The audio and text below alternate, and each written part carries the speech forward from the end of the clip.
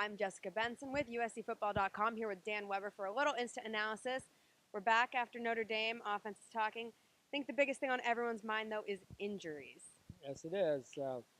By count, I think 14 players who played against Notre Dame of the 53 who saw the field Saturday were unable to practice today. Uh, Turns out we just heard that one of them, Jordan Simmons, got kind of a freak injury in the kind of big man drill that they do at the start of the practice yesterday, and is going to get surgery on his knee, and he'll be out for the year. Uh, Possibly some guys are going to come back sooner, but today at practice there were no scholarship tight ends available. Just two wide receivers with scholarships available, both limping a little bit. Quarterback was limping. Let's see, who else was up? Two of the three tailbacks were limping. So, only three of them were available out of the five. So it was very. There were right now. We counted 7 walk-ons on the two deep on offense. So it's a whole different look. I thought they had a really good practice. I thought they went hard. They got a lot done. But it's this is uncharted territory right now.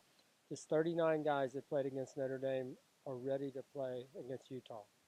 Cody was mentioning a little bit about the morale of the team after the game. He said the guys were really, really upset, sticking around in the locker room rather than just getting on the plane. Do you think the injuries have something to do with that? No, I think the way they lost the game, I think that was it more than anything. I think they'd have been feeling good. If they'd have won that game, they would have been, injuries or not, they would have been pretty upbeat. But I thought they really, really knew how good a chance they had to win that game. They only had to do, make one more play, one less penalty, whatever. Uh, that was a great opportunity to win a football game for Coach Orgeron that they really wanted to win, and it really devastated them, I think. And I think they just, Cody said that a lot of guys did not want to leave the locker room because they just were so upset about the game they should have won.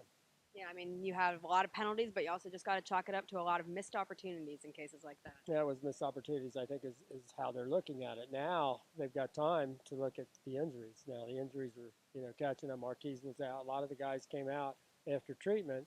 They also had, really bad knee injury dislocation, kneecap situation with walk-on Taylor Ross at the end of 9-on-7 that, you know, I guess a dozen people at least were attending to him. We had the paramedics here from the fire department, the ambulance. We wish him well. It was pretty tough way to end the first part of the scrimmage part of practice. We certainly do wish him well and hope that everyone starts getting on the healing train rather than this injuries.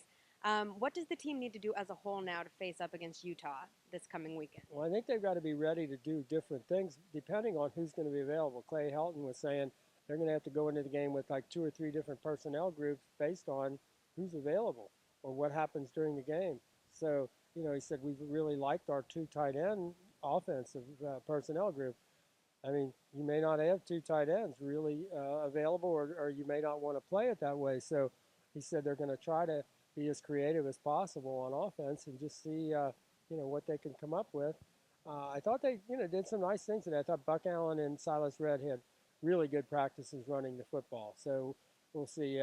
Cody Kessler was kind of taking it a little bit easy. He got his shin cut open badly, he said, and so when he runs, it's taken, it'll probably be okay by the end of the week, but he was kind of tender. I said, what's it feel like? He says, well, the skin is gone. He said it just got cut wide open right at the end of the game on a play, and so he was out there kind of tender as well. Do you foresee any new names kind of coming out this weekend, especially with all the injuries? Some new guys getting some fresh blood out there? Well, they had 4 walk-ons. George Katrib, Cody Skeen, Robbie Collins, and Christian Tober all are kind of in the mix on offense and could be there. And they stayed out late with Cody throwing the ball, and he said, some of you guys are going to have to step up. So, watch those guys. I think Nathan Gertler, who's been a tackle, might also play some tight end for blocking purposes. So, yeah, I think you're going to see some new names. Yes, you are.